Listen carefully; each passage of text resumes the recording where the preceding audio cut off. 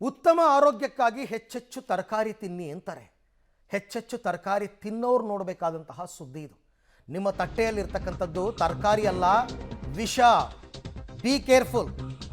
ಯಾಕೆ ಹೇಳ್ತಾ ಇದ್ದೀವಿ ಅಂತಂದರೆ, ಈ ತರಕಾರಿಗಳ ಮೇಲೆ ಮಿತಿಮೀರಿದ ರಾಸಾಯನಿಕ ಬಳಕೆ ಮಾಡಲಾಗ್ತಾ ಇದೆ.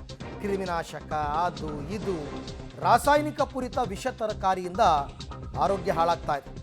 ಆರೋಗ್ಯದ ಮೇಲೆ ಅಡ್ಡ ಪರಿಣಾಮವನ್ನು ಬೀರೋ ಸಾಧ್ಯತೆ ಇದೆ. ಆಹಾರ ಗುಣಮಟ್ಟ ವಿಶ್ಲೇಷಣಾ ಪ್ರಯೋಗಾಲಯ ಎಚ್ಚರಿಕೆ ಕೊಟ್ಟಿದೆ. ಮನೆಯಲ್ಲಿಯೇ ಕೀಟನಾಶಕಗಳ ಪರಿಣಾಮವನ್ನು ತಗ್ಗಿಸೋದಕ್ಕೆ ಸಲಹೆಯನ್ನು ಕೊಟ್ಟಿದ್ದಾರೆ. ಅಂದರೆ ಹಂಗನ್ಬಿಟ್ಟು ತರಕಾರಿ ತಿನ್ನಲೇಬಾರ್ದು, ತಿನ್ನಬೇಕು. ನೀವು ತರುವ ತರಕಾರಿಯನ್ನು ಹೇಗೆ ನೀವು ಶುಚಿಗೊಳಿಸಿ ತಿಂತೀರಾ ಅನ್ನೋದು ಇಂಪಾರ್ಟೆಂಟ್. ಇದೆಲ್ಲ ಬರೀ ರಾಸಾಯನಿಕಗಳಂತೆ, ತರಕಾರಿನೇ ತಿನ್ನೋದು ಬೇಡ ಅನ್ನೋ ತೀರ್ಮಾನಕ್ಕೆ ಬರಬೇಡಿ. ಸೊ ಹೆಂಗೆ ನೋಡಿ, ತರಕಾರಿಗಳನ್ನು ಬೆಳೆಯೋದಕ್ಕೆ ಅಂತ ಮಿತಿಮೀರಿದ ರಾಸಾಯನಿಕಗಳನ್ನ ಬಳಕೆ ಮಾಡ್ತಾ ಇದ್ದಾರೆ ರೈತರು ಅದನ್ನು ಬೆಳೆಯೋದಕ್ಕೆ.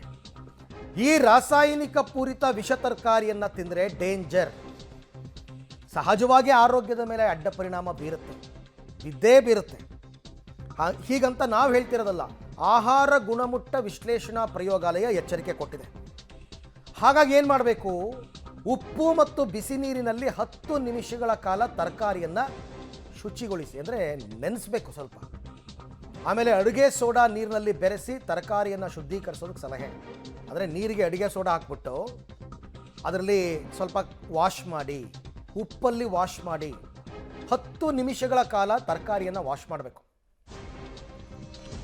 ಈ ಬಗ್ಗೆ ಮತ್ತಷ್ಟು ಮಾಹಿತಿ ನನ್ನ ಕೊಲಿಗೆ ಪವಿತ್ರ ಅವರಿಂದ ಪಡ್ಕೊಳ್ಳೋಣ. ಪವಿತ್ರ, ಏಕಾಏಕಿ ಈಗ ಆಹಾರ ಗುಣಮಟ್ಟ ವಿಶ್ಲೇಷಣಾ ಪ್ರಯೋಗಾಲಯ ಈ ತೀರ್ಮಾನಕ್ಕೆ ಬಂದದ್ದು ಯಾಕೆ? ಮತ್ತು ಈಗ ತರಕಾರಿ ಈ ರೀತಿ ವಿಷಪೂರಿತ ಅನ್ನೋದೇ ಆದರೆ ಹೆಂಗೆ ಅದನ್ನು ಸಂಸ್ಕರಣೆ ಮಾಡಿ ತಿನ್ನಬೇಕು ಅಂತ? ಅರವಿಂದ್, ಮೊನ್ನೆ ಒಂದು ಮಗು ಹಾಗೂ ಅವರ ತಂದೆ ತರಕಾರಿ ಒಂದನ್ನ ಸೇವನೆ ಮಾಡಿ ಸಾವನ್ನಪ್ಪಿರುವಂತಹ ಪ್ರಕರಣದ ಬಗ್ಗೆ ತನಿಖೆ ಆಗ್ತಾ ಇದೆ. ಬಟ್ ಆರಂಭಿಕ ಹಂತದಲ್ಲಿ ಅದು ಆ ತರಕಾರಿಗೆ ಅತಿಯಾಗಿರುವಂತಹ ಕೀಟನಾಶಕವನ್ನ ಬಳಕೆ ಮಾಡಿದ್ರು. ಸೊ ಹಾಗಾಗಿ ಅದನ್ನು ತಿಂದು ಸಾವನ್ನಪ್ಪಿರಬಹುದು ಅನ್ನುವಂತಹ ಅನುಮಾನದ ಬೆನ್ನಲ್ಲೇ ಈಗ ಕೃಷಿ ವಿವಿಯಿಂದ ಸಾರ್ವಜನಿಕರಿಗೆ ಈ ಎಚ್ಚರಿಕೆಯನ್ನು ರವಾನೆ ಮಾಡಲಾಗಿದೆ. ಜೊತೆಗೆ ಈಗಂತೂ ಎಗ್ಗಿಲ್ಲದೆ ಕೀಟನಾಶಕಗಳ ಬಳಕೆ ಆಗ್ತಾ ಇದೆ ಕೃಷಿಯ ವಿಚಾರದಲ್ಲಿ. ಕೃಷಿ ವಿವಿಯೇ ಇದನ್ನು ಒಪ್ಕೋತಾ ಇದೆ. ಯಾಕಂದ್ರೆ ಯಾವುದೇ ರೀತಿ ಕಾಯ್ದೆ ಆಗ್ಲಿ ಅಥವಾ ರೂಲ್ಸ್ ಆಗ್ಲಿ ನಮ್ಮ ಕರ್ನಾಟಕದಲ್ಲಿ ಅಷ್ಟಾಗಿ ಇಲ್ಲ.